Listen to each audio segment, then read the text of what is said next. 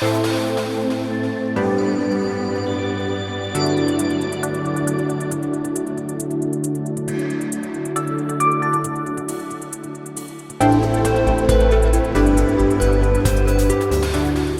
¿cómo están? Saludamos a todos y todas que nos están viendo en este programa. Comenzamos un nuevo capítulo y hoy vamos a hablar sobre la salud oral y las determinantes sociales. Nos acompaña para hablar de este importante tema el profesor Eduardo Canales. Él es académico de la Escuela de Odontología de la Universidad de Talca y también del Departamento de Salud Pública de la Casa de Estudios, con quien hacemos este programa. ¿Cómo está, profesor? Bienvenido.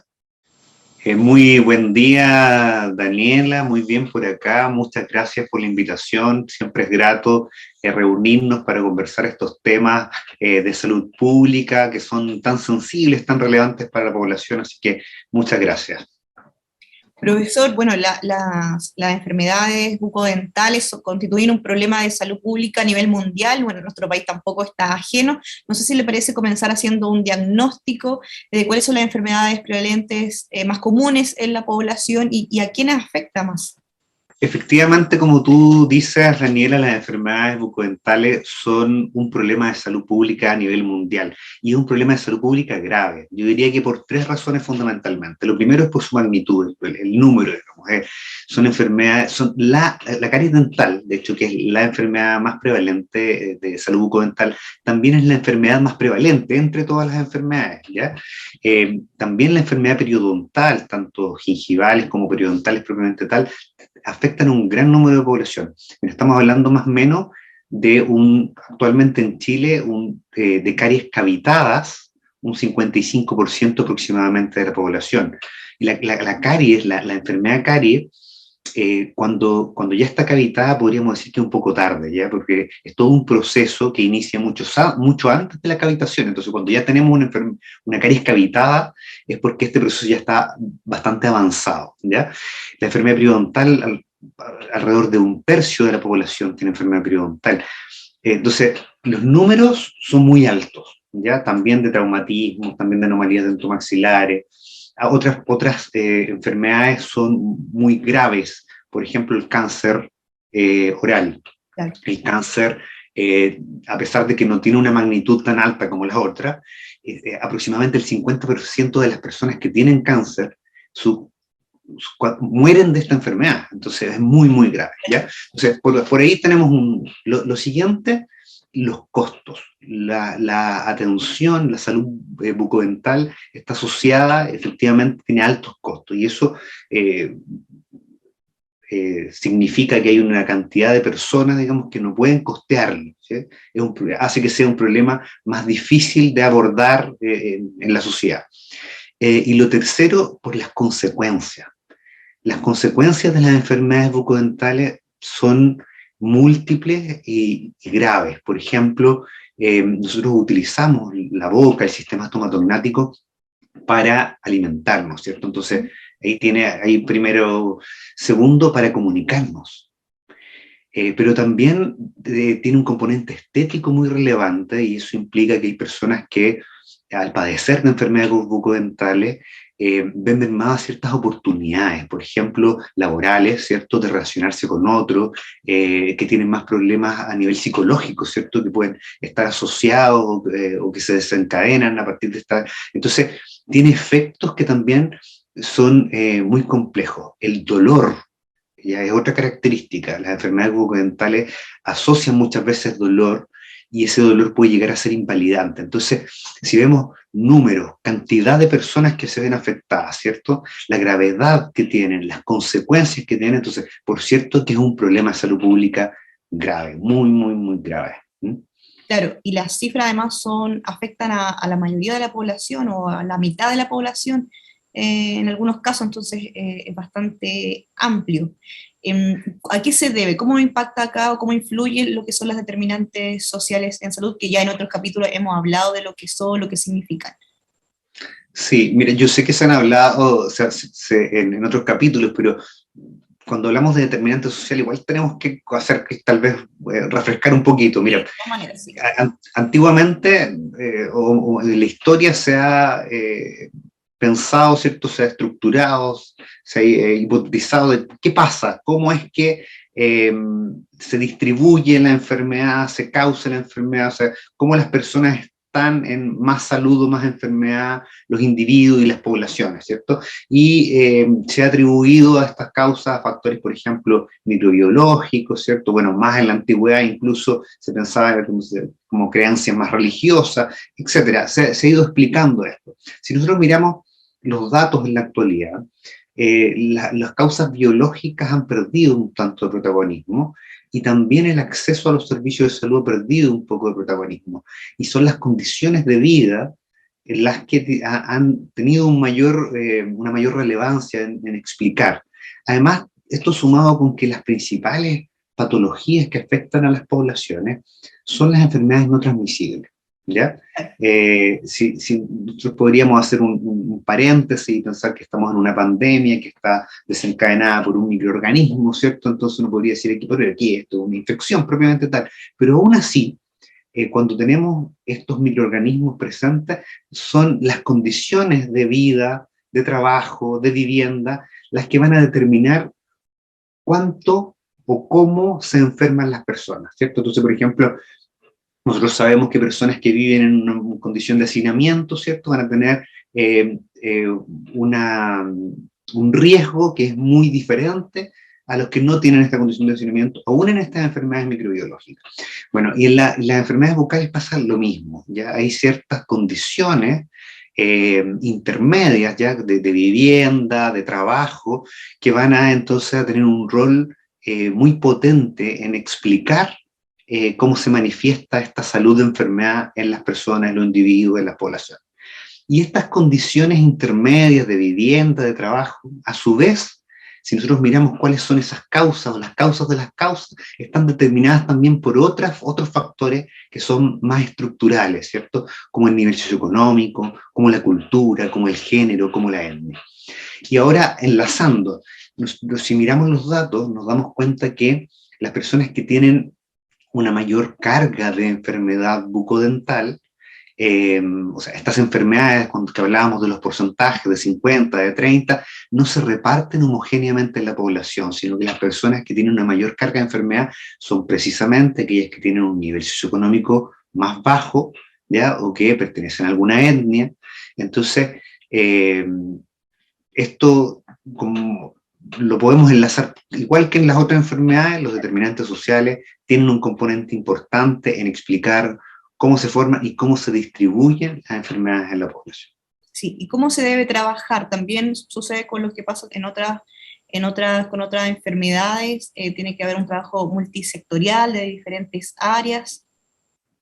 Tienes razón, la salud bucal, a pesar de que nosotros estamos hablando de salud bucodental y de enfermedades bucodentales, la boca, el sistema estomatognático, a lo que los cirujanos dentistas nos dedicamos, no es separado del resto del organismo. Entonces, la salud es una sola, ¿ya?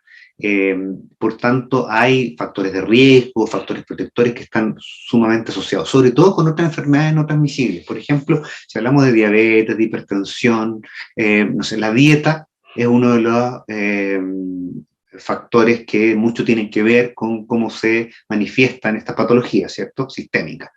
Y también la dieta va a tener mucho que ver con la caries, mucho que ver con la enfermedad periodontal, ¿ya? Entonces, cuando nosotros como sociedad tomamos medidas para estas, por ejemplo, a todo nivel, políticas educativas, política pública, en dieta, en alimentación, en buena alimentación, en dar condiciones para que la sociedad, las personas se alimenten adecuadamente, entonces, así como vamos a contribuir a disminuir los factores de riesgo para diabetes, también estamos contribuyendo para disminuir factores de riesgo de caries, ¿ya? Esto como un ejemplo, la ley de etiquetado nutricional, por ejemplo. Entonces, cuando nosotros le advertimos, este alimento es alto en azúcares, entonces estamos disminuyendo el riesgo para ambas patologías, ¿ya? Entonces, esto es algo que está absolutamente como enlazado, ¿ya? Que por lo tanto es posible trabajarlo en conjunto, sí. los factores de las enfermedades no transmisibles son comunes en muchos casos. Claro. Profesor, durante los últimos años, ¿qué política pública usted valora quizás o ha tenido un impacto en la salud bucodental? Bueno, políticas públicas varias, pero quizás podemos mencionarlas como por parte, porque hay algunas de estas políticas que son propiamente para fortalecer el sistema sanitario, ¿ya? Cuando hablamos de determinantes sociales, una de las implicancias complejas, digamos, que tiene o importantes que tiene es que estos determinantes tienen que ver con inequidades, y estas inequidades hacen que las personas accedan a la salud de una manera diferente, ¿ya? Son inequidades que son injustas, no es que se requieran. Entonces, los servicios de salud, por ejemplo, el acceder a atención odontológica en esta gran cantidad de población que ya tiene las patologías, el acceso es diferente, ¿ya? Entonces tenemos, no sé, bueno, si es un sistema de seguro público, un sistema de seguro privado, y acceden de manera distinta, las coberturas son distintas, entonces hay ciertas políticas que están enfocadas a dar un mayor y un mejor acceso, ¿ya? A la atención de salud. Y tenemos planes y programas que van a fortalecer este sistema sanitario, ¿ya? Por ahí hay algunas políticas públicas. También tenemos otras políticas públicas que son a nivel promocional y preventivo, ¿ya? Cómo informamos a la población, cómo la educamos en técnicas, por ejemplo, de higiene, ¿ya? Otra medida de salud pública muy importante en términos preventivos tiene que ver con el flúor, ¿ya? Aquí está a nivel mundial la fluoración del agua, en el caso de lugares en donde no hay agua potable, sectores rurales, por ejemplo, hay fluoración de los sistemas de agua potable rural, hay alimentación escolar, que en esos sectores en que no hay agua potable fluorada, donde se ha podido fluorar la alimentación escolar, entonces así llegamos a esas poblaciones. Entonces el flúor es también en distintas presentaciones, porque también tenemos flúor en aplicación profesional, flúor en las pastas de dientes, etc. Pero el flúor va a ser un factor protector, digamos, un factor preventivo, ¿ya? También tenemos algunas otras políticas que avanzan hacia la calidad del recurso humano, o sea, tener recurso humano mejor capacitado para atender, ¿ya? Para estas patologías o para prevenir estas patologías también. Ahí nosotros como universidad tenemos, por cierto, un rol. ¿Cómo hacemos que los profesionales de la salud bucal o bucodental egresados de la universidad cumplan con un perfil de egreso que sea pertinente con la realidad del país, del mundo? Entonces, se han hecho algunas políticas públicas en ese sentido para mejorar este recurso humano. Pienso, por ejemplo, la acreditación de las carreras de odontología, que esto fue hace muy poco tiempo, una acreditación obligatoria, exámenes nacionales, ¿cierto? Tienden a mejorar nuestro nivel de recurso humano competente. Y por último, políticas públicas a nivel de investigación. ¿Cómo hacemos como sociedad para estar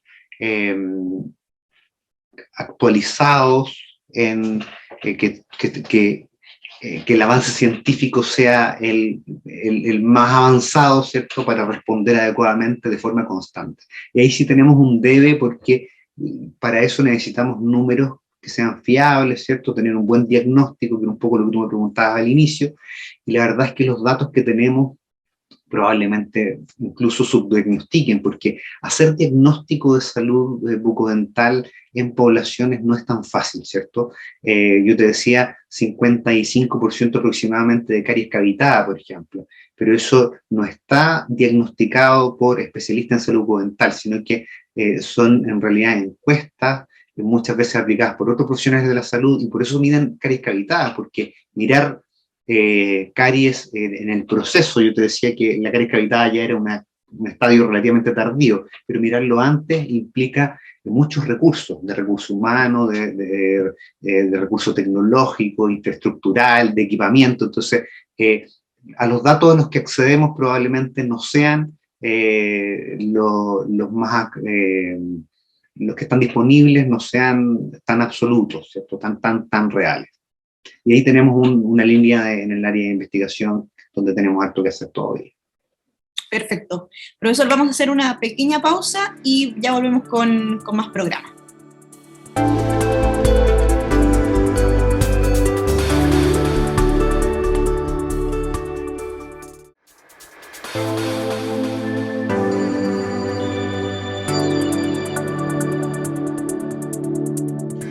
Ya estamos de regreso, estamos hablando sobre la salud oral y las determinantes sociales. Nos acompaña en este capítulo el profesor Eduardo Canales, académico de la Escuela de Odontología de la Universidad de Talca y también del Departamento de Salud Pública de la Universidad. Profesor, a propósito de este diagnóstico que usted realiza, ¿qué prácticas favorables o estrategias se pueden implementar en nuestro país para avanzar en esta materia? Usted también dice es muy grave finalmente estas enfermedades que afectan a la población. No, el Ministerio de Salud tiene un Plan Nacional de Salud Bucal con miras al 2030 que tiene contemplado acciones en estos 4 ámbitos que yo te decía, ¿cierto? Como de suministrar servicios, desde la prevención, de la investigación, del fortalecimiento del recurso humano. Ahora es interesante también de que hay algunas estrategias que no son como exactamente entendidas como de salud bucodental, que son más bien de salud general, de convivencia, y que nos pueden ayudar. Por ejemplo, estoy pensando, bueno, te decía antes el etiquetado nutricional, pero también en los kioscos saludables, en los colegios, la ley de tabaco, ¿ya? El tabaco, el alcohol son... están bastante relacionados, sobre todo con las enfermedades periodontales y también con el cáncer, bueno, y las enfermedades de la mucosa oral. Y hay muchas manifestaciones orales, además de enfermedades sistémicas, y sabemos que el consumo de alcohol y tabaco son factores de riesgo para muchas enfermedades sistémicas. Me acuerdo de el postnatal, por ejemplo. Ya las modificaciones del postnatal que han favorecido la lactancia materna, y la lactancia materna es un factor protector.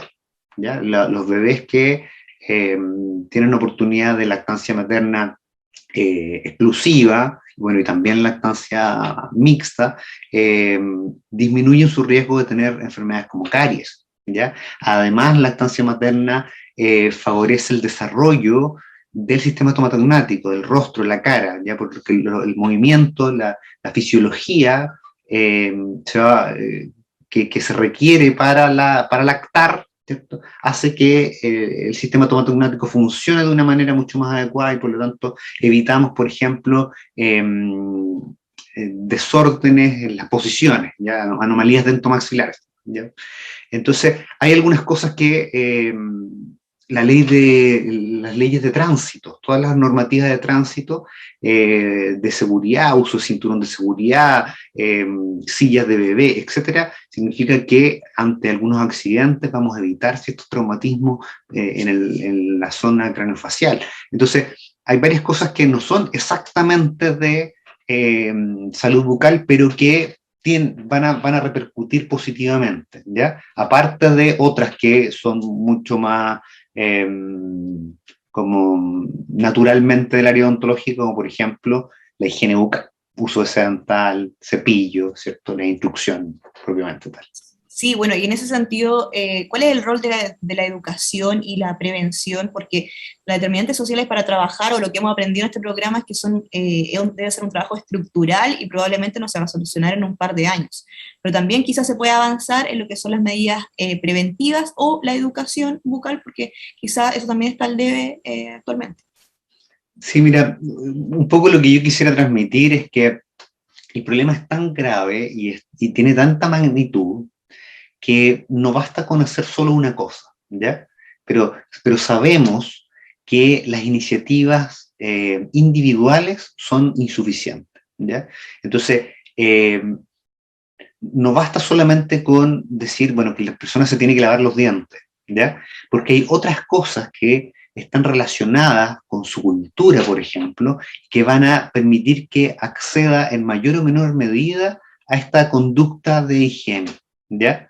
Por ejemplo, el acceder a alguien que haya tempranamente realizado una instrucción adecuada, a poder comprar los elementos que son más adecuados, a tener la asistencia sanitaria. La gran mayor población chilena está adscrita a un sistema de seguro público, ¿cierto? Y el seguro público tiene ciertas ventanas de acceso a la atención de salud bucodental. No tenemos una cobertura de atención durante todo el ciclo vital, garantizada, ¿ya? Sino que está garantizada solo en algunas edades, ¿ya? Lo que significa que tenemos estas ventanas donde podemos intervenir, pero no un continuo. Y con la magnitud y la gravedad que tienen las enfermedades, probablemente la mayoría de las personas que tienen riesgo de enfermedad o que ya están enfermas no puedan acceder, ¿cierto? Entonces, las iniciativas individuales son muy importantes, pero un poco en este programa la idea es que poder abrir ese contexto y también considerar que hay otras cosas que podemos hacer de forma comunitaria, de forma a nivel de política pública, ¿cierto? Y que repercutan en bajar los niveles de riesgo, ¿ya? Entonces, Claro. como aumentar los factores protectores, disminuir los factores de riesgo. Sí, ¿cuáles son los desafíos que usted cree que se deben abordar de aquí en el corto plazo? Bueno, cuando yo te hablo de disminuir los factores de riesgo y aumentar los factores protectores, creo que ahí hay algo que tenemos que relevar, ¿ya? Entonces, cuando el riesgo, por ejemplo, tener factores protectores como el flúor, como educación para el autocuidado, tenemos campañas actualmente de autoexamen para pesquisa temprana del cáncer oral, por ejemplo. Entonces, empoderar a la población, a las poblaciones en que tengan herramientas para poder detectar tempranamente, para poder acceder de forma oportuna, ¿ya? Y necesitamos también más datos, investigación que nos permita ir nutriendo esto. Y como te digo, no es una solución, sino que es un conjunto de soluciones porque tenemos que prevenir, pero no podemos olvidarnos de la gran cantidad de personas que hoy día padecen de enfermedad y por lo tanto también tenemos que tratar y recuperar la salud. Claro, sí. Al comienzo también mencionó el tema de los tratamientos, los costos. ¿Cómo se aborda también ese tema? Porque muchas personas no pueden acceder a algún tratamiento dental. Claro, la oportunidad de acceso a los servicios, a las prestaciones de salud, es una de las líneas que, entonces, ¿cómo hacemos para que los servicios de salud estén disponibles efectivamente? Porque nosotros podríamos decir que están, podría estar la infraestructura, el recurso humano adecuado, pero como tiene altos costos y muchas personas no pueden acceder. Estrategias que podemos hacer al respecto que han sido sugeridas. Yo no podría decir exactamente cuál es la solución, pero por ejemplo, disponibilizar atención odontológica para la mayor cantidad de la población que está en el seguro público en FONASA, por ejemplo, que se pudiera haber libre elección. O sea que así como una persona va al médico y compra un bono, pueda ir a atenderse al dentista con un bono, de cosa que hoy día no está disponible, solamente está el sistema de atención paquetizada, los PAP. Ya hay ciertos pagos ontológicos para ciertas prestaciones, para cierto grupo etario.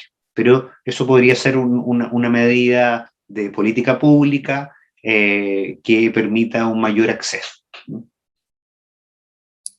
Claro, ese sería un punto importante. Profesor, nos quedan unos minutos. No sé si tiene alguna reflexión, algún mensaje que quiera entregar en cuanto a este tema. Bueno, lo primero, hacer presente a la comunidad que nos está viendo la relevancia de la salud bucal, que todas y todos tenemos una responsabilidad ahí, una responsabilidad individual, pero también una responsabilidad comunitaria. Ver que hay otras cosas que escapan, ¿cierto?, de nuestras decisiones personales y que van a repercutir en la salud bucal, y que a su vez esta salud bucal va a repercutir en muchos aspectos de la vida diaria, de la vida cotidiana, en el trabajo, ¿cierto?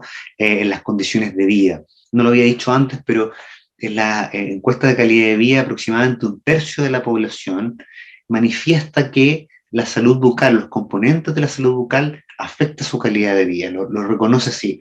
Entonces, ¿cómo podemos tener más y mejores herramientas para que nos podamos cuidar? Cuando digo nos podamos cuidar, no estoy hablando de cada uno se cuida a sí mismo, sino que también poder cuidar a los demás, ¿cierto? Entender que hay ciertas cosas que nosotros podemos hacer en términos de autocuidado, de cuidado familiar, de educación, de promoción, de prevención, de apoyo a ciertas políticas o apalancamiento de políticas públicas que pueden disminuir los riesgos, aumentar los factores protectores para que todos y todas tengamos la posibilidad, la oportunidad de sonreír. Ok, profesor, nos quedamos entonces con ese mensaje. Gracias por acompañarnos, por informar también sobre este tema que es muy importante para las personas y para su calidad de vida, como menciona.